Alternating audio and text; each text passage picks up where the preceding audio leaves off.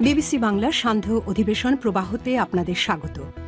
আজ আপনাদের সাথে লন্ডন স্টুডিও থেকে আছি মানসী বড়ুয়া।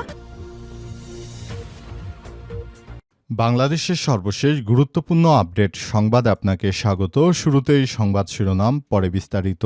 প্রথমেই জানাবো আমাদের হাতে থাকা সর্বশেষ গুরুত্বপূর্ণ সবথেকে তাজা আপডেট সংবাদ। স্বরাষ্ট্র উপদেষ্টার পদত্যাগের দাবিতে শাহবাগ ব্লকেড। জুলাই বিপ্লব ও ঢাকা ৮ আসনের স্বতন্ত্র প্রার্থী শরীফ ওসমান হাদির উপর হামলার ঘটনায় জড়িতদের গ্রেপ্তারে ব্যর্থতা এবং সার্বিক আইনশৃঙ্খলা পরিস্থিতি অবনতির প্রতিবাদে স্বরাষ্ট্র উপদেষ্টার পদত্যাগের দাবিতে শাহবাগ ব্লকেড করেছে জাতীয় ছাত্রশক্তির নেতাকর্মীরা।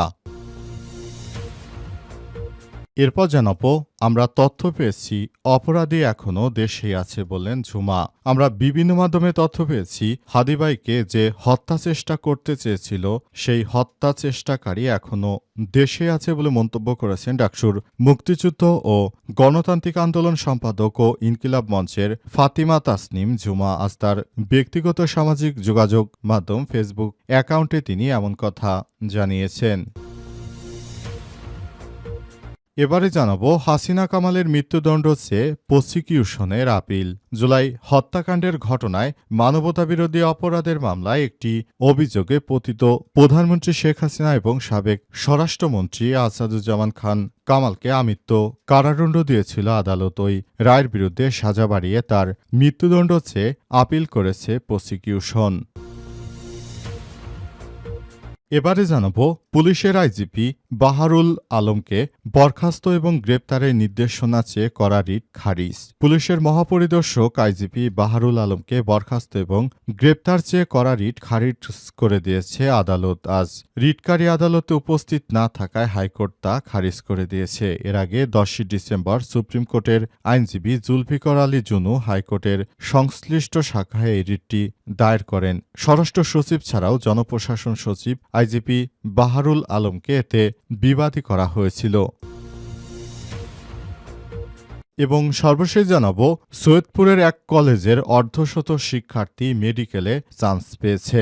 নীলফামারী সৈয়দপুর সরকারি বিজ্ঞান কলেজ থেকে এবছর 51 জন শিক্ষার্থী সরকারি মেডিকেল কলেজে ভর্তি হওয়ার সুযোগ পেয়েছে। এর মধ্যে ছেলে 13 জন, মেয়ে 38 জন। 2025-26 শিক্ষাবর্ষে এমবিবিএস প্রথম বর্ষের ভর্তি পরীক্ষার ফল প্রকাশ করার পর কলেজের অধ্যক্ষ আবুল কালাম আজাদ এসব তথ্য নিশ্চিত করেছেন। রেকর্ড পরিমাণ শিক্ষার্থী মেডিকেল কলেজে ভর্তির সুযোগ পাওয়ায় সৈয়দপুর বিজ্ঞান কলেজের শিক্ষক, শিক্ষার্থী ও অভিভাবকদের মধ্যে আনন্দ বিরাজ করছে।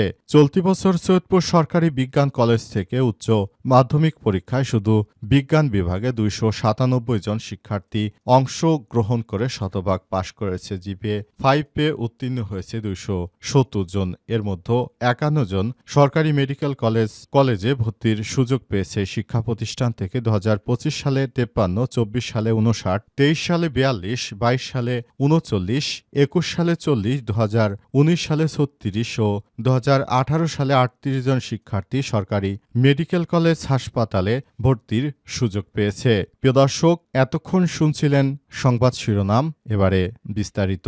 তবে তার আগে বন্ধুরা অনুরোধ থাকবে এই সংবাদটিতে একটি লাইক দিন। এই চ্যানেলে আপনি নতুন হয়ে থাকলে আমাদের সংবাদটি দেখতে দেখতে চ্যানেলটি সাবস্ক্রাইব করে রাখুন। কমেন্ট করে বন্ধুরা আপনার মূল্যবান মতামত জানিয়ে দিন আপনি বিশ্বের কোন দেশ থেকে বা বাংলাদেশের কোন স্থান থেকে আমাদের সংবাদটি দেখছেন এবং শুনছেন। আর বন্ধুরা সংবাদটি আপনার সোশ্যাল মিডিয়া ফেসবুকে শেয়ার করে বন্ধুদেরও দেখার সুযোগ করে দিন। গাজা যুদ্ধে আপনি যদি নিরীহ ফিলিস্তিনিদের ভালোবেসে থাকেন কমেন্টে ইয়েস লিখে বিশ্ববাসীকে জানিয়ে দিন। এবারে বিস্তারিত। স্বরাষ্ট্র উপদেষ্টার পদত্যাগের দাবিতে শাহবাগ ব্লকেড। জুলাই বিপ্লবী ও ঢাকা ৮ আসনে স্বতন্ত্র প্রার্থী শরীফ ওসমান হাদির উপর হামলার ঘটনায় জড়িতদের গ্রেপ্তারে ব্যর্থতা এবং সার্বিক আইনশৃঙ্খলা পরিস্থিতির অবনতির প্রতিবাদে স্বরাষ্ট্র উপদেষ্টার পদত্যাগের দাবিতে শাহবাগ ব্লকেড করেছে জাতীয় ছাত্রশক্তির নেতাকর্মীরা।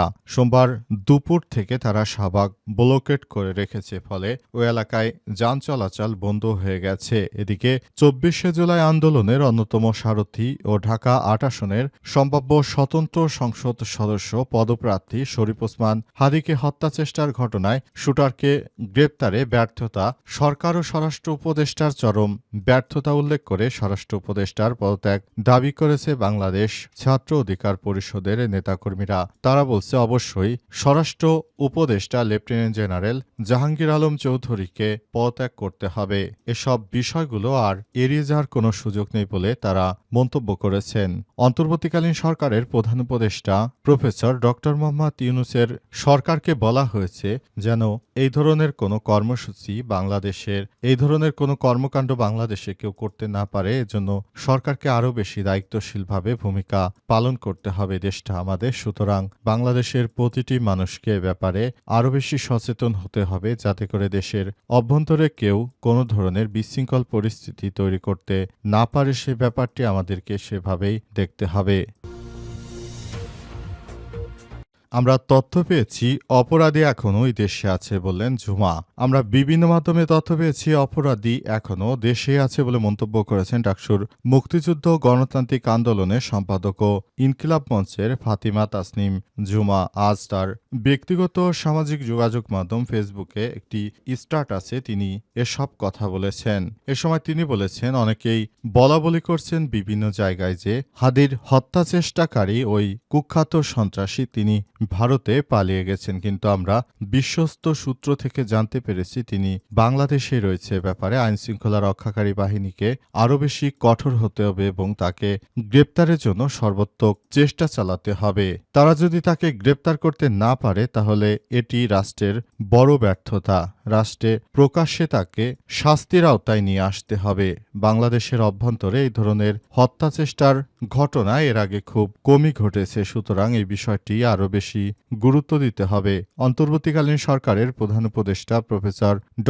মোহাম্মদ ইউনূসের সরকার নতুন বাংলাদেশ গড়ে তুলতে চান, সেই ব্যাপারটি নিয়ে আমাদের আরও বেশি কাজ করতে হবে এবং সবাইকে ধৈর্য ধারণ করতে হবে যাতে করে দেশের অভ্যন্তরে কেউ এই ধরনের কোনো বিশৃঙ্খল পরিস্থিতি তৈরি করতে না পারে। সেজন্য সরকার যেন আইনশৃঙ্খলা রক্ষাকারী বাহিনীর সদস্যদেরকে আরও বেশি সতর্ক থাকার নির্দেশ দেন এবং আরও কঠোর ব্যবস্থা গ্রহণ করেন।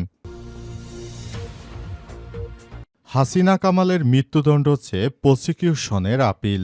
জুলাই হত্যাকাণ্ডের ঘটনায় মানবতাবিরোধী অপরাধের মামলায় একটি অভিযোগ পতিত প্রধানমন্ত্রী শেখ হাসিনা ও সাবেক স্বরাষ্ট্রমন্ত্রী আসাদুজ্জামান খান কামালকে আমৃত্য কারাদণ্ড দিয়েছিল আদালত। এই রায়ের বিরুদ্ধে সাজা বাড়িয়ে মৃত্যুদণ্ড চেয়ে আপিল করেছে প্রসিকিউশন। সোমবার প্রসিকিউশন গাজী এম.এইচ. তামিম এই তথ্য নিশ্চিত করেন। তিনি জানান, মোট ৮টি যুক্তিতে মৃত্যুদণ্ড চেয়ে আপিল করা হয়েছে।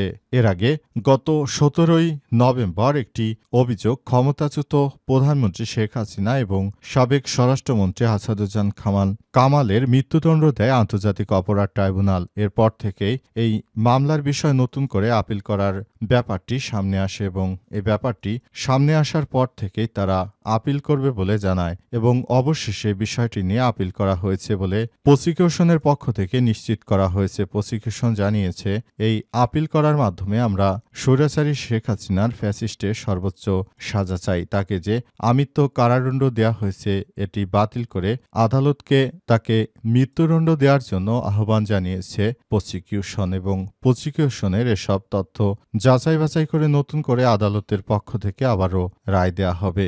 যারা দীর্ঘ ১৭ বছর বাংলাদেশে গুম খুন কায়েম করেছিল তার কোনো মামলার শাস্তি মৃত্যুদণ্ডর ছাড়া আর এর থেকে কম হতে পারে না, এমনটাই বলা হচ্ছে এবং সে অনুযায়ী শেখ হাসিনার এই মামলাটিকে তার যেন সর্বোচ্চ সাজা হয় সে ব্যাপারটি দেখা হচ্ছে। আইজিপি বাহারুলকে বরখাস্ত এবং গ্রেপ্তারের নির্দেশনা চেয়ে করা রিট খারিজ। পুলিশের মহাপরিদর্শক আইজিপি বাহারুল আলমকে বরখাস্ত এবং গ্রেপ্তার চেয়ে করা রিট খারিজ করে দিয়েছে আদালত। সোমবার ১৫ ডিসেম্বর রিটকারী আদালতে উপস্থিত না থাকায় হাইকোর্ট তা খারিজ করে দিয়েছে। এর আগে গত বুধবার ১০ ডিসেম্বর সুপ্রিম কোর্টের আইনজীবী জুলফিকার আলী জুনু হাইকোর্টের সংশ্লিষ্ট শাখায় এই রিটটি দায়ের করেন এবং এই রিটের বিষয়ে তিনি অভিযোগ করেছেন পিলখানা হত্যাকাণ্ডের সময় তৎকালীন বর্তমান যে পুলিশের আইজিপি রয়েছেন বাহারুল আলম। তিনি নাকি পিলখানার হত্যাকাণ্ডের অনেক কিছু জানেন এবং এ বিষয়ে তিনি অভিযোগ করে একটি রিট দাখিল করা হয়েছিল। তবে আজ বিজ্ঞ আদালত সবকিছু বিচার বিশ্লেষণ করে বর্তমান পুলিশের আইজিপি